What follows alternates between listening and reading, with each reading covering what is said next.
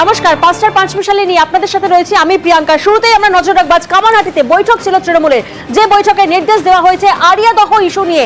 আরিয়াদহ ইস্যুতে সতর্ক তৃণমূল এবং সেখানেই কিন্তু তৃণমূলের তরফ থেকে নির্দেশ দেওয়া হয়েছে মুখ না খোলার, মুখ খুললেই শোকজ, বহিষ্কারের হুঁশিয়ারি।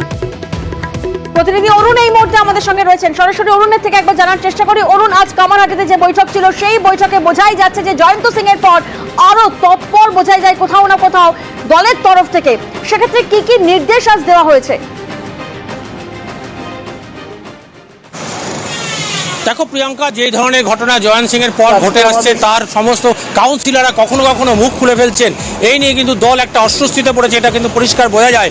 এরপরই সৌগত রায় এবং মদন মিত্রকে সাথে নিয়ে কামারহাটি যত কাউন্সিলর আছে, চেয়ারম্যান আছে, যাদের প্রত্যেককে সিআইসি প্রত্যেককে সাথে নিয়ে একটা বৈঠক করেন। সেই বৈঠকে কিন্তু সিদ্ধান্ত নেওয়া হয় পার্টির কোনোভাবে কোনো কাউন্সিলর যেন মুখ না খোলে। কোনো কথা যদি বলতে হয় সংবাদ মাধ্যমে সৌগত রায় বলবেন, এবং শুধু সৌগত রায় নয়, মদন মিত্রকেও কিন্তু একই কথা নির্দেশ দেওয়া হয়েছে।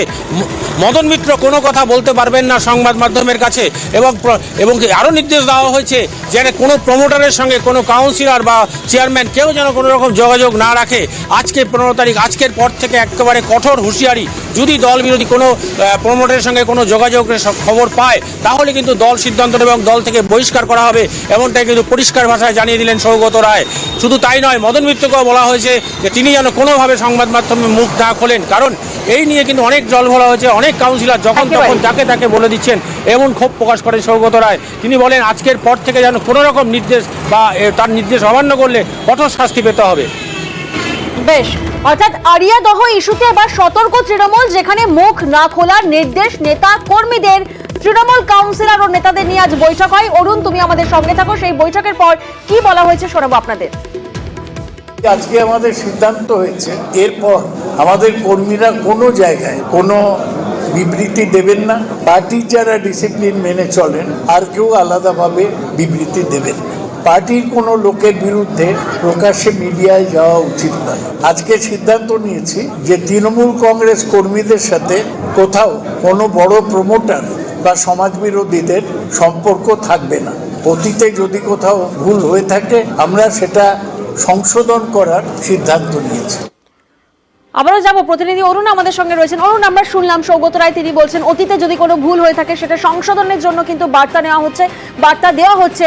সেক্ষেত্রে জয়ন্ত সিং এর ইস্যু নিয়ে দলের অবস্থানও কি আজকে স্পষ্ট করা হয়েছে?